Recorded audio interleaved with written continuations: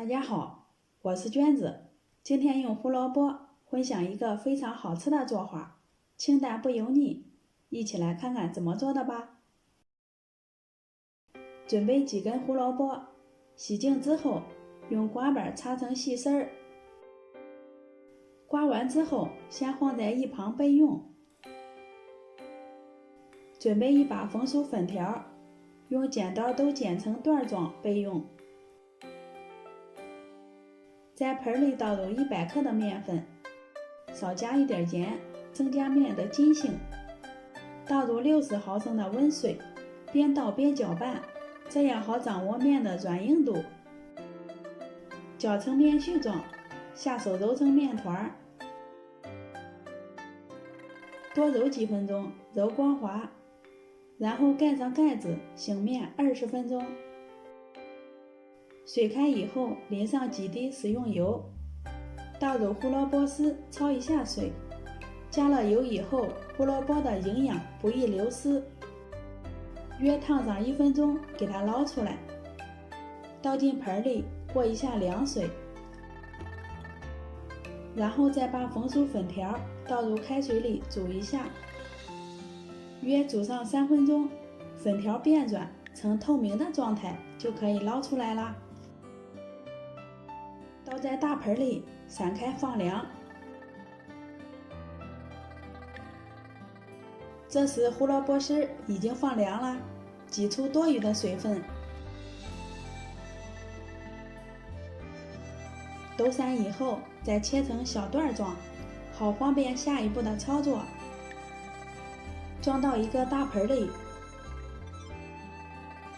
放凉的粉条也倒进去，加一把葱花，适量的虾皮，1勺食盐，半勺五香粉，半勺胡椒粉。接着给食材翻拌均匀，拌匀以后再分次加入适量的面粉，每加一次都要搅拌均匀。给大家看一下，像这样黏黏的状态就行啦。醒好的面团取出来，用掌心压扁，擀成一个薄面皮，厚度约2毫米就可以了。然后将擀好的面皮铺在笼布上，拌好的胡萝卜粉条馅倒在面皮上面，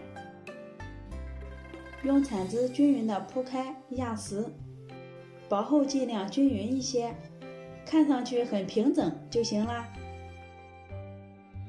凉水放入锅中，盖上锅盖，开大火烧开，蒸上15至20分钟。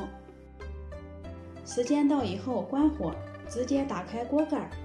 哇，好香啊！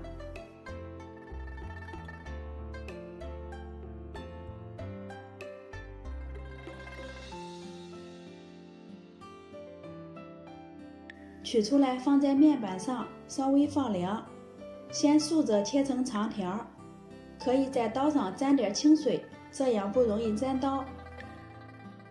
再切成菱形的小块状，在我们这里叫萝卜糕，吃着柔软筋道，一点也不油腻。胡萝卜具有补肝明目的效果，里面又加入了虾皮，可以给孩子多吃一些，既是主食也是菜，做法简单家常。